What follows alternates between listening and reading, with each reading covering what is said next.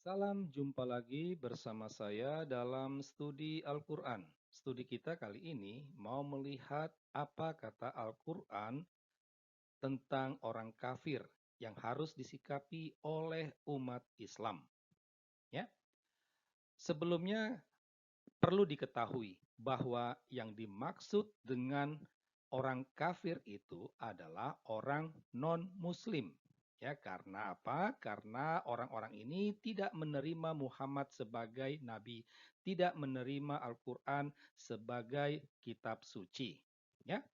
Nah, pemikiran dasar kita untuk studi kita kali ini adalah bahwa Al-Quran itu merupakan kitab atau keterangan dan petunjuk yang jelas. Ya, ini dapat ditemukan dalam surah Ali Imran dan juga surah ke-26. Ya, nah selain itu juga eh, pemikiran dasar kita lainnya adalah Al-Quran itu merupakan wahyu Allah. Ini keyakinan mutlak umat Islam. Dan perintah Allah yang ada dalam Al-Quran itu wajib hukumnya untuk ditaati oleh umat Islam. Sekali lagi, ini juga merupakan keyakinan umat Islam. Apa gunanya menjadi Islam jika perintah Allahnya tidak ditaati? Ya, nah, jadi ini pemikiran dasar kita untuk studi kita kali ini. Nah, lantas, apa yang dikatakan Al-Quran ya tentang sikap umat Islam terhadap orang kafir? Yang pertama harus diketahui adalah Allah menghendaki agar umat Islam tidak menjadikan orang kafir sebagai teman atau penolong. Ya, jadi jangan berteman dengan orang kafir dan jangan membantu orang kafir. Ya, uh, menjadikan orang kafir itu membantu umat Islam, ya. Nah, itu dilarang, ya, dilarang. Perintah ini dapat dibaca dalam surah An-Nisa, ya. Selain itu juga Allah meminta umat Islam untuk tidak memilih orang kafir sebagai pemimpin. Ada dalam surah An-Nisa. Ya, dasar inilah mengapa dulu Ahok ditolak untuk menjadi gubernur DKI karena dia adalah orang kafir. Dasar dasar larangan itu adalah perintah Allah, ya. Nah, itu. Jadi harus diketahui baik oleh umat Islam maupun juga non-muslim. Ada perintah supaya umat Islam jangan menaati orang kafir. Ya, ada dalam surah Al-Furqan. Ya, mungkin ada umat Islam yang mengatakan untuk jangan menaati terkait supaya mengikuti ajaran orang kafir. Dalam Al-Quran tidak ada perintah seperti itu. Yang hanya tertulis jangan taati orang kafir. Berarti dalam segala bentuk. Ayat-ayat sebelumnya juga tidak ada kaitannya dengan ajaran orang kafir. Ya, jadi jangan mau dibohongi. Ya, nah, perintahnya adalah jangan umat Islam tidak boleh menaati orang kafir dalam segala hal. Jangan menolong atau membantu orang kafir. Ini permintaan Allah. Perintah Allah supaya umat Islam jangan menolong atau membantu orang kafir. Ini ada dalam surah ke-28. Nah, setidaknya 4 poin ini ya menjadi dasar sikap yang harus dibangun umat Islam ketika berhadapan dengan orang kafir. Menjadi pertanyaannya adalah apa dasar dari larangan Allah itu? Ya, mengapa Allah melarang umat Islam untuk tidak berteman, untuk tidak menjadikan orang kafir sebagai penolong, untuk tidak memilih orang kafir sebagai pemimpin dan lain sebagainya? Apa dasarnya? Ya. Kalau kita membaca Al-Quran, kita menemukan dasar-dasarnya. Yang pertama, ya, bagi Allah orang kafir itu adalah musuh, musuh yang nyata. Ada dalam surah An-Nisa, ya. Jadi musuh, orang kafir itu selalu dilihat sebagai musuh, bukan teman. Orang kafir itu bukan teman. Jadi dia musuh. Nah, musuh itu kan dia selalu mencelakakan.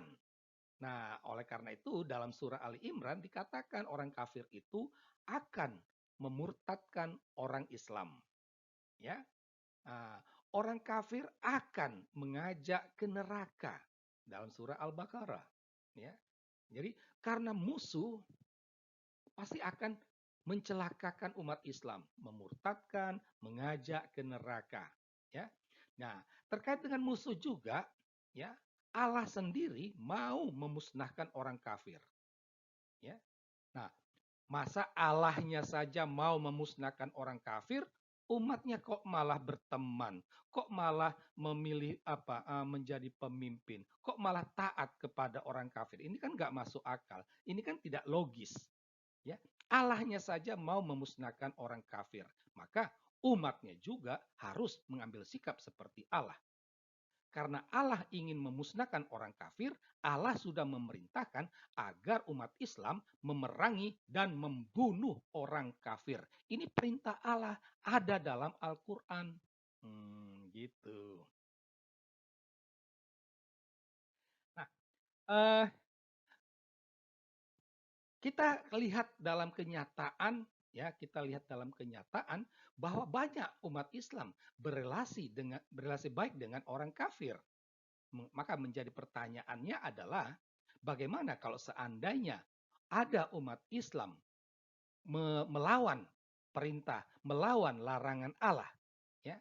Dalam Al-Qur'an kita ketahui orang Islam yang melawan larangan Allah, dia akan digolongkan menjadi orang kafir, ya.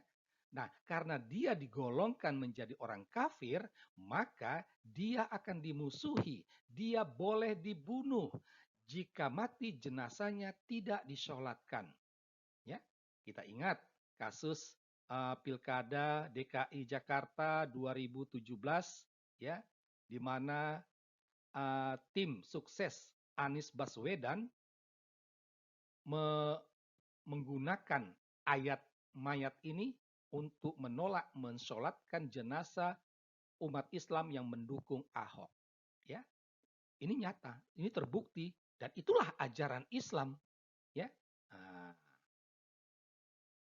terkait ajaran ini sering kita mendapatkan, ya, tanggapan umat Islam. Jadi kalau ini disuarakan oleh umat non-Muslim, maka orang tersebut akan dikatakan Islamfobia, tidak paham bahasa Arab, tidak harus melihat konteks waktu, ya. Ini seringkali kita dilabeli ini, ya.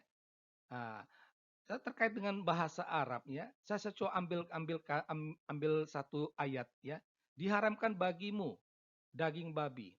Kalau saya menggunakan ayat ini dan mengatakan daging babi itu haram dalam Islam karena diperintahkan oleh Allah, apakah saya Islamfobia? Tentu tidak. Apakah saya tidak paham bahasa Arab? Tentu tidak. Apakah saya uh, tidak sesuai konteks waktu? Tentu tidak.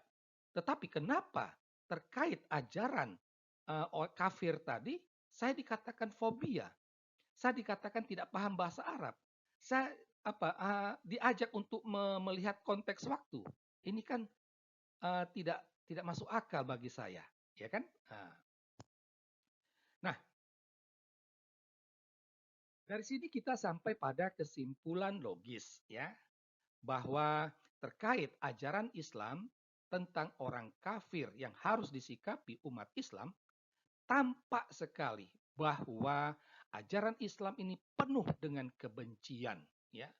Dia sangat benci terhadap orang kafir, penuh kecurigaan, sehingga harus tidak boleh taat kepada orang kafir, tidak boleh memilih orang kafir sebagai pemimpin karena dicurigai akan memurtadkan orang Islam, dicurigai akan membawa orang Islam itu ke neraka, ya, penuh kebencian, penuh kecurigaan. Dan dari dua hal ini tampak jelas bahwa agama Islam itu anti toleransi. Ya bagaimana mungkin terbangun toleransi kalau ajarannya saja penuh dengan kebencian, penuh dengan kecurigaan, ya. Nah, dari sini kita dapat mengatakan Islam itu bukanlah agama yang toleran.